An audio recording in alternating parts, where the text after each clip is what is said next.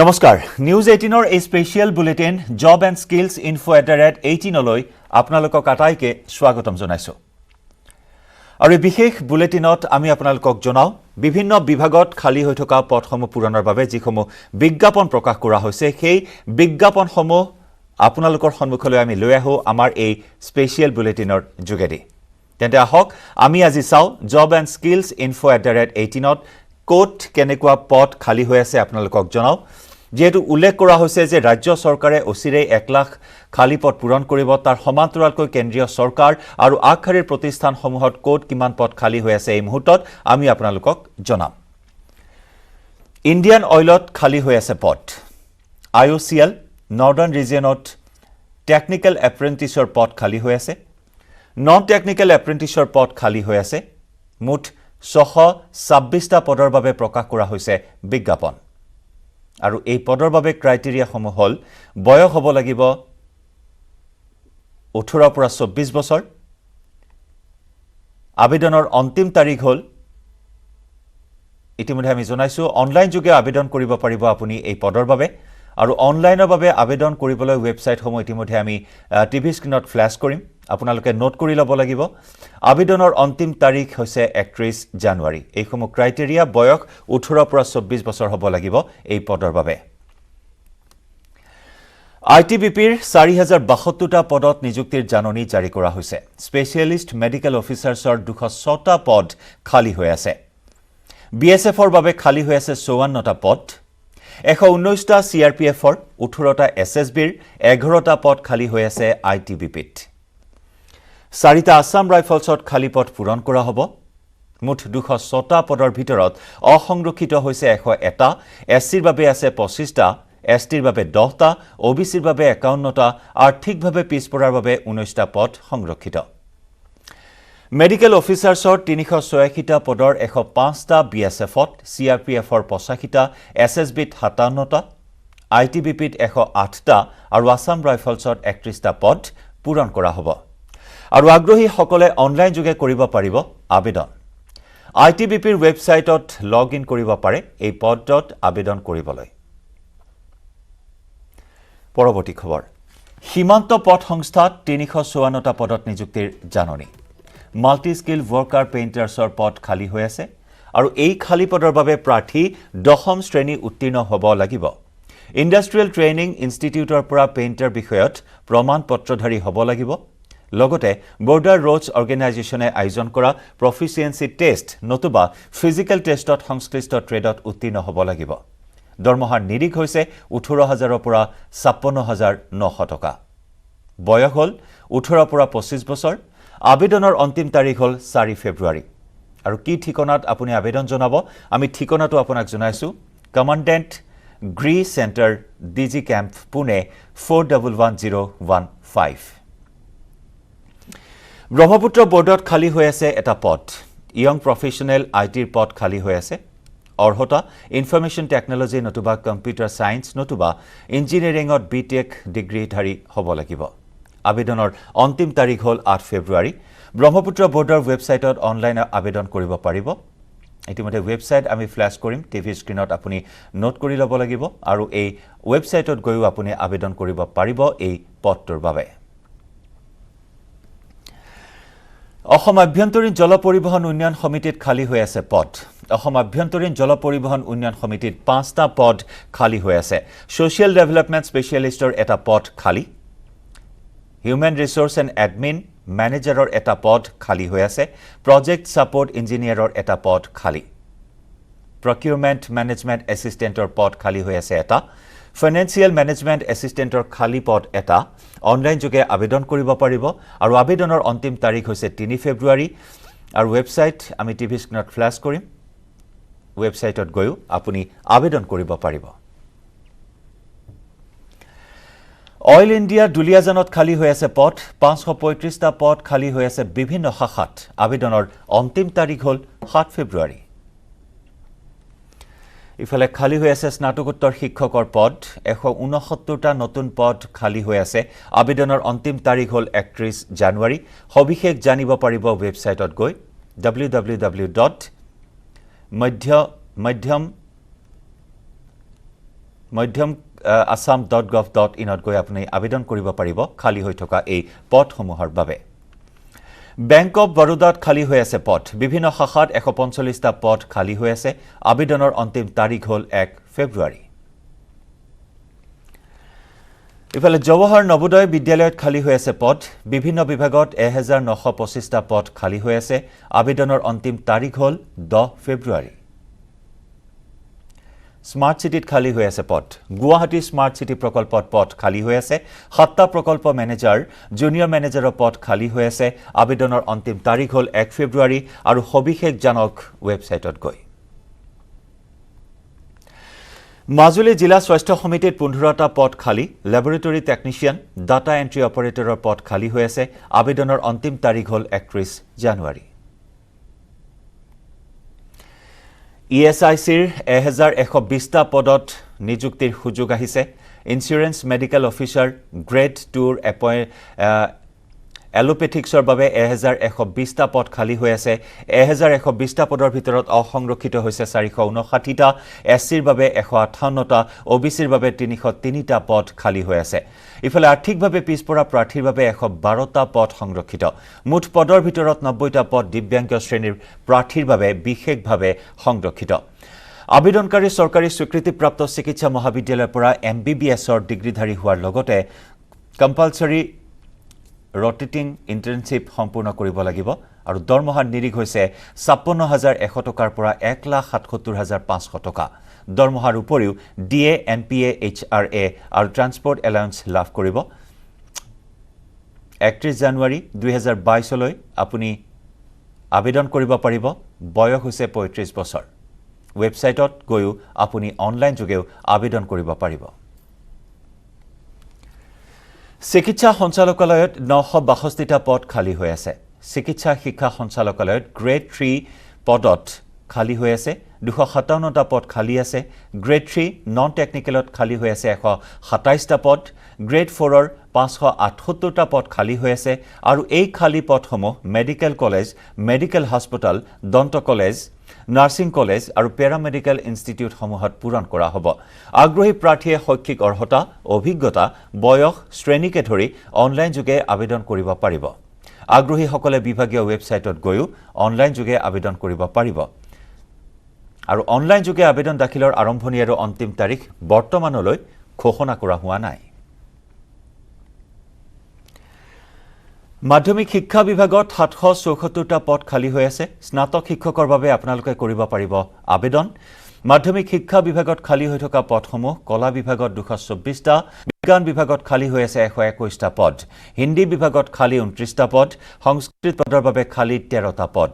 কলা শাখাৰ অসমীয়া শাখাত 179টা পদ খালী হৈ আছে বিজ্ঞানৰ অসমীয়া শাখাত 107টা পদ খালী হৈ আছে হিন্দীৰ অসমীয়া শাখাত 24টা পদ খালী সংস্কৃত অসমীয়া শাখাত 12টা পদ খালী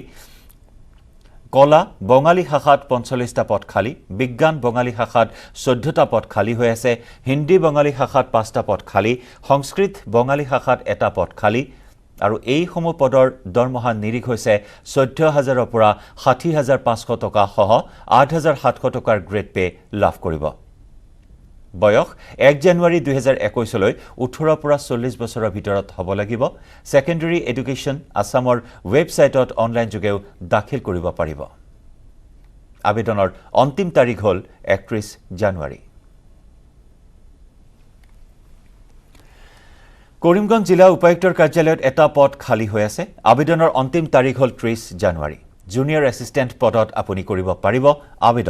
আবেদনকাৰীসকলে কলা বাণিজ্য নতুবা স্নাতক ডিগ্ৰীধাৰী হ'ব লাগিব বয়স 1 জানুৱাৰী 2021 লৈ 18 পৰা 40 বছৰৰ ভিতৰত হ'ব লাগিব আৰু দৰমহাৰ নিৰিখ হৈছে 14000ৰ পৰা 60500 টকা সহ 6200 টকাৰ গ্ৰেড পে আয়ুষ সঞ্চালকালয়ত 43টা পদ মুকলি আয়ুৰ্বেদিক আৰু হোমিওপেথিক কলেজসমূহত গ্ৰেড 4ৰ 43টা পদ খালী হৈ আছে আবেদনকাৰী অষ্টম শ্ৰেণী উত্তীৰ্ণ হ'ব লাগিব বয়স 18 পৰা 40 বছৰ অনলাইন যোগেও আপুনি আবেদন কৰিব পাৰিব অনলাইন যোগে আবেদন দাখিলৰ আৰম্ভণি আৰু অন্তিম তাৰিখ এতিয়াও ঘোষণা কৰা হোৱা নাই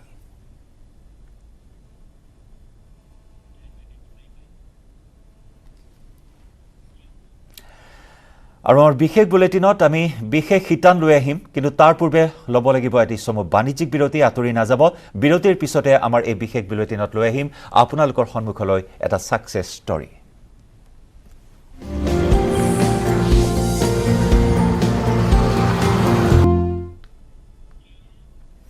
বিৰতিৰ পিছত আপোনাক পুনৰ স্বাগতম আপুনি চাই আছে আমাৰ এই বিশেষ বুলেটিন আৰু এই মুহূৰ্তত দুগৰাকী অতিথি আছে আজি আমাৰ ষ্টুডিঅ'ত দুইগৰাকী অতিথিক আমি এই মুহূৰ্তত আপোনালোকৰ সন্মুখত পৰিচয় কৰাই দিব বিচাৰিছো আমাৰ সৈতে আছে the national small industries corporation চমুকৈ NSICৰ জোনেল জেনাৰেল মেনেজাৰ নৰ্থ ইষ্টৰ বিজয় প্ৰকাশ जी आपको स्वागत फिर से লগতে আমাৰ সৈতে আছে এগৰাকী উদ্যমী মহিলা এগৰাকী উদ্যোগী মহিলা जी एगराकी सक्सेस स्टोरी এটা सक्सेस स्टोरीৰ নামেই হল নীলাক্ষী দত্ত আৰু নীলাক্ষী দত্ত আজি আমাৰ সৈতে উপস্থিত আছে বাইদেউ আপোনাক স্বাগতম জনাইছো আমি কথা পাতিম सक्सेस स्टोरीৰ বিষয়ে কিন্তু মই প্ৰথমেই विजय प्रकाश जी आपके पास आया हूं तो जो इनिशिएटिव रोजगार के लिए ये जो महान इनिशिएटिव लिया जा रहा है NSIC के जरिए उसके बारे में थोड़ा हमें बताइए जी नमस्कार सबसे पहले न्यूज़ 18 के सारे दर्शकों का अभिनंदन करते हुए मैं ये बताना चाहता हूँ पिछले 2 एपिसोड्स में हमने ये देखा कि NSIC क्या-क्या ट्रेनिंग प्रोवाइड कर रहा है जिसमें कैंडल मेकिंग, फैशन डिज़ाइनिंग और फूड प्रोसेसिंग से रिलेटेड था बट अगर कोई ट्रेनिंग करने के बाद एक छोटी यूनिट लगाता है या एक डिसेंट साइज यूनिट लगाता है तो हम उसमें और क्या-क्या मदद उनकी करते हैं इसके बारे में बहुत ब्रीफ बताता हूँ यूनिट खोलने के लिए सबसे पहले उनको लोन चाहिए या बैंक का सपोर्ट चाहिए हम अपनी ट्रेनिंग के बाद उनकी DPR बनाने में मदद करते हैं और हमारी बैंक टाई अप स्कीम में उनको बैंक के सामने ले जाते हैं फिर उसके बाद अगर वो कोई छोटी यूनिट चलाते हैं तो उनको रॉ मटेरियल चाहिए रॉ मटेरियल असिस्टेंस हमारी एक स्कीम है जिसमें हम रॉ मटेरियल बड़ी जो मैन्युफैक्चरिंग यूनिट हैं उनसे लेकर के और उनको सस्ते में प्रोवाइड कराते हैं क्योंकि हमारा जो उनसे कॉन्ट्रैक्ट होता है बड़ी यूनिट से वो बड़ी क्वांटिटीज़ के लिए होता है तो सारे बेनिफिट्स हम प्रोवाइड करते हैं फिर रॉ मटेरियल लेने के बाद वो जब प्रोडक्ट बना लेते हैं तो उनको मार्केटिंग करने के लिए सपोर्ट चाहिए होता है उसमें हमारा एक एग्जीबिशन डिवीजन है जिसमें हम एग्जीबिशन डोमेस्टिक और इंटरनेशनल में depending upon category of the unit and the social category of the owner हम सब्सिडी के रूप में उनको यूनिट्स को एग्जीबिशन में भेजते हैं देश में भी और विदेश में भी फिर इसके बाद उनको ये ग्राहक मिलने के साथ साथ उनकी एक डिजिटल प्रेजेंस भी आज की डेट में बहुत ज़रूरी है तो हमारा एक पोर्टल है B2B पोर्टल जिसको हम कहते हैं MSMEmart.com इस MSMEmart.com में हम उनकी प्रेजेंस लाते हैं बहुत ही नॉमिनल चार्ज में इस MSMEmart.com का एक हमारा बड़ा फ्लैगशिप या हम कहें से हमारा USP है कि इसमें जो भी रजिस्टर होता है उसके अपने प्रोडक्ट से रिलेटेड हिंदुस्तान में कहीं भी कोई टेंडर सरकारी हो रहा होगा तो वो इन्फॉर्मेशन उनके इनबॉक्स में रेगुलर बेसिस पे आती रहती कि अगर आपका एक प्रोडक्ट है फॉर एग्जांपल आप एक नट बनाते हैं वो नट केरला में किसको ज़रूरत है आसाम की कंपनी को ये उनके इनबॉक्स में इन्फॉर्मेशन आ जाएगी फिर इसके बाद हम उनको अगर उनके पास रॉ मटेरियल उपलब्ध कराने के लिए पैसे नहीं है तो हम एक सिक्योरिटी के साथ उनको रॉ मटेरियल भी उपलब्ध कराते हैं ये सारी स्कीम्स के लिए अगर आपको संपर्क करना हो तो मैं अपने नंबर दे देता हूँ मेरा नंबर है 9810115567 और अगर आपको SMEs में बात करनी हो तो मिस्टर तपन है उनका नंबर है 8134994989 आप लोग को ये स्कीम डिटेल में समझने के लिए आप कृपया हमसे संपर्क करें धन्यवाद जय हिंद নিশ্চয় এই দুটা ফোন নাম্বাৰ তেওঁ আপোনালোকক জনাইছে গতিকে এই ফোন নাম্বাৰত যোগাযোগ কৰিব পাৰে মই বিশেষভাৱে কওঁ যিসকল লোকে এতিয়াও স্বনিয়োজনৰ বাট বিচাৰি আছে বা আত্মনিৰ্ভৰশীল হ'ব বিচাৰি আছে নিজকে প্ৰতিষ্ঠা কৰিব বিচাৰিছে কিন্তু বাট বিচাৰি পোৱা নাই কিন্তু এআই হৈছে এখন সুন্দৰ প্লেটফৰ্ম এটা সুন্দৰ অপচন আৰু সেয়া হৈছে NSIC য'ত বিনামূলীয়াকৈ আপোনালোকক প্ৰশিক্ষণ দিয়া হয় আৰু আকৌ সকলোখিনি সুবিধা আপুনি লাভ কৰিব নিজকে প্ৰতিষ্ঠা কৰাৰ ক্ষেত্ৰত আৰু তেনে এগৰাকী প্ৰতিষ্ঠিত উদ্যোগী মহিলাই আজি আমাৰ সৈতে আছে এই মুহূৰ্তত মই তেখেতৰ ওচৰলৈ যাম বাইদেউ 2009 চনৰ পৰা আপুনি ইয়াৰ সৈতে জড়িত হৈ আছে কেনেদৰে আৰম্ভ হ'ল আপোনাৰ এই ষ্টৰী যেহেতু এগৰাকী সাকসেছ প্ৰতিষ্ঠিত এগৰাকী মহিলা হিচাপে আপুনি সমাজত নিজৰ নাম ৰাখিবলৈ সক্ষম হৈছে হয় প্ৰথম মই এমাহৰ ট্ৰেনিং লৈছিলোঁ NSIC 2009ত তাতে আপোনাৰ কম্পিউটাৰাইজ ডিজাইনৰ মেচিন আছিলে ফেশনৰ যিখিনি লাগে আৰু হে এমাহৰ ট্ৰেনিংটো লৈ মই ভাবিলোঁ যে মই মানে নিজকে প্ৰতিষ্ঠা কৰিব পাৰিম বুলি মানে এটা নিজৰ মনতে ভাৱ এটা আহিলে যে মই পাৰিম মানে তাৰ পৰা বহুতখিনি ইনস্পিৰেশ্যনো পালোঁ মই তাৰপিছত মই NSICত মানে যিখিনি আছে অফিচাৰ মানুহ তেওঁলোকৰ লগত কণ্টেক্ট কৰি সুধিলোঁ যে মই লোন ল'ব বিচাৰোঁ এনেকৈ চ' তেওঁলোকে লোনৰ কাৰণে মোক DIC লে মানে পঠিয়াই দিলে চ' DIC লোন লৈ পেলাই মই ৰুক্মিণী গাঁৱত আছে মোৰ ইউনিটটো তাতে মই খুলি পেলাই NSICৰ পৰা মই যেতিয়া ট্ৰেইনিং লৈ পেলাই মই মানে প্ৰডাকশ্যন আৰম্ভ কৰিলোঁ তেতিয়া NSICয়ে মোক এটা প্লেটফৰ্ম দিলে যে এক্সিবিশ্যনৰ চ' সেই এক্সিবিশ্যন মই কৰিছিলোঁ আপোনাৰ নেটফিত কৰিছিলোঁ NSIC পেভিলিয়নৰ পৰা আৰু আপোনাৰ ধৰক ইণ্টাৰনেশ্যনেল যিখিনি আমাৰ ইয়াতে হয় সেইখিনি কৰিছিলোঁ তাৰ পৰা মই বহুতখিনি কাষ্টমাৰ পাইছোঁ মোৰ ইউনিটটো ডাঙৰ কৰিবৰ কাৰণে মই ধৰক এটা প্লেটফৰ্ম এটা পাইছোঁ ষ্টিল এতিয়ালৈকে মোৰ সেই কাষ্টমাৰখিনি মোৰ চলি আছে কিছুমান বুটিকৰ পৰা আহিছে ধৰক মোৰ কামখিনি ভাল পাই পেলাই মোৰ তাত বনাই বস্তু প্ৰডাকশ্যন কৰে আৰু মই NSICত মানে ট্ৰেইনিং লৈ আৰু এটা ইচ্ছা আছিলে যে মই নিজে ট্ৰেইনাৰ হওঁ আৰু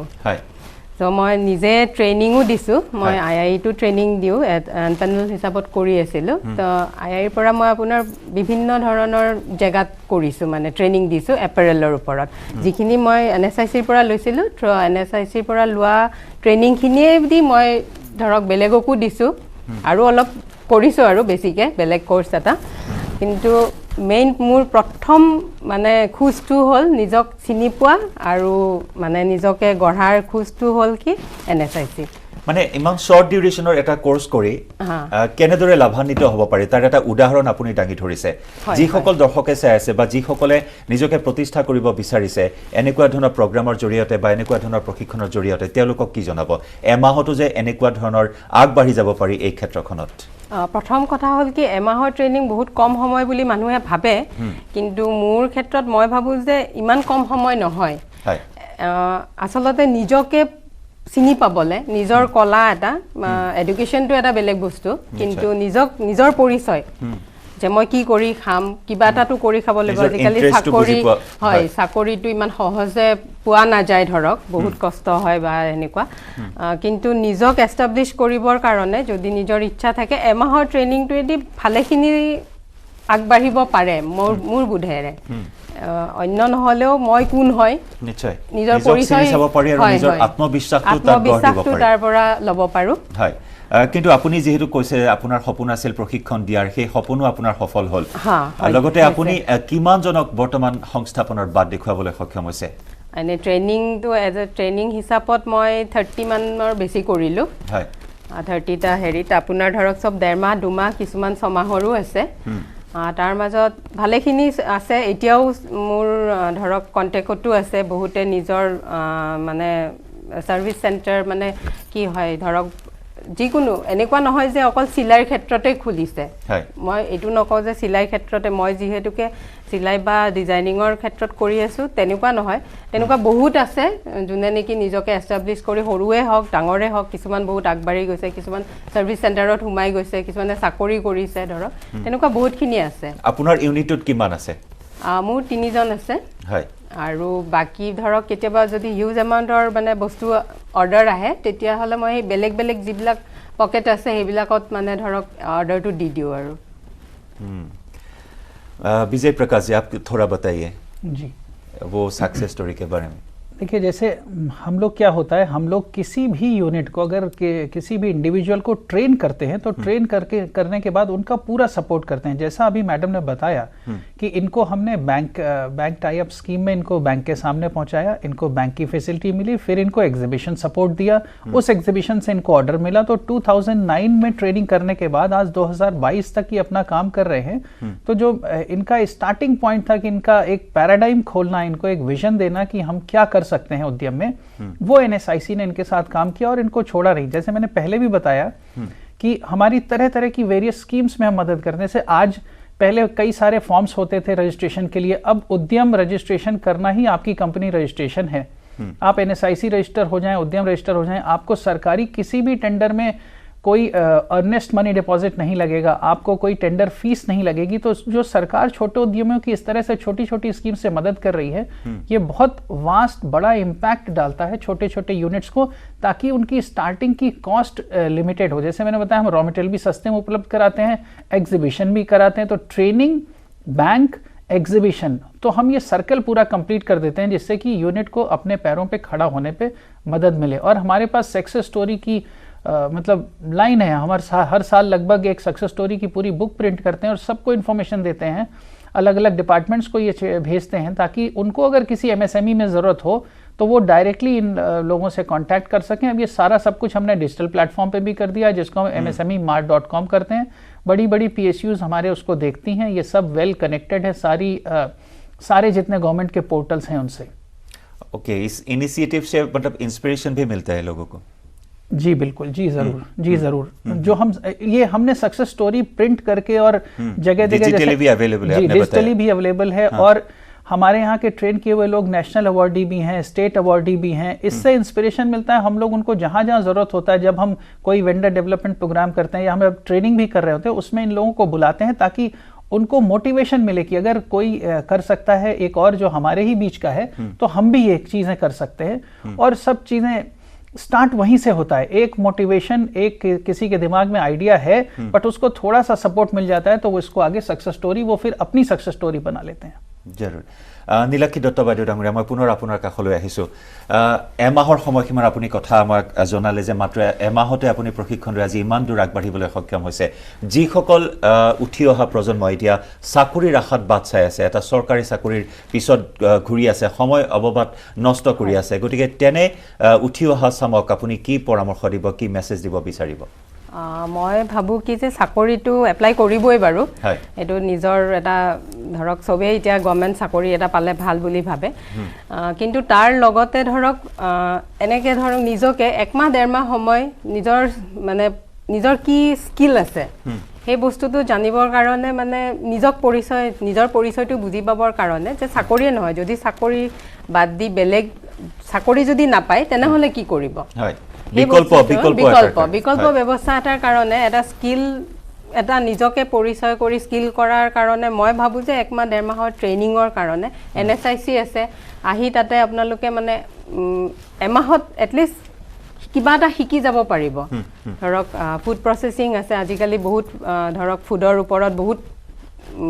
চলি আছে, লকডাউনৰ পৰা নিজক চিনাৰ ক্ষেত্ৰত এটা সুন্দৰ অপচন হৈছে NSIC। গতিকে বিনামূলীয়াকৈ আপুনি এমাহ বা দুমহীয়া প্ৰশিক্ষণ লৈ আপুনি নিজকে প্ৰতিষ্ঠা কৰিব পাৰিব, সফল হিচাপে প্ৰতিষ্ঠিত হ'ব পাৰিব সমাজত। এয়াই হৈছে এটা সুন্দৰ অপচন NSIC। অশেষ ধন্যবাদ বাইদেউ অনুষ্ঠানত অংশগ্ৰহণ কৰাৰ বাবে। বিজয় প্ৰকাশজী, আপকো ভি বহুত বহুত ধন্যবাদ। আৰু ইয়াৰে সৈতে প্ৰিয় দৰ্শক, আজি সামৰিছোঁ আমাৰ এই বিশেষ বুলেটিন জব এণ্ড স্কিলছ ইনফো@18। আমাৰ এই বিশেষ বুলেটিন ইমানতে সামৰিছোঁ। নমস্কাৰ।